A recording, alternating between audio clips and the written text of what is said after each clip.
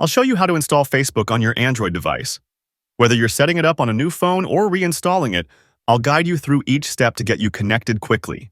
Let's dive in. Before installing Facebook, let's make sure everything's ready.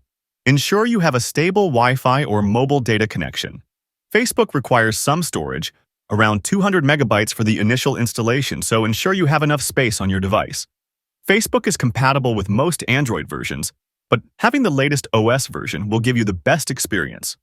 With these basics covered, let's move on to the installation. Find the Play Store app on your Android device and open it. Tap on the search icon from the bottom. Type Facebook in the search bar and tap Search. Facebook's official app, marked by the familiar blue logo, should appear at the top of the results. Once you locate the Facebook app, tap Install.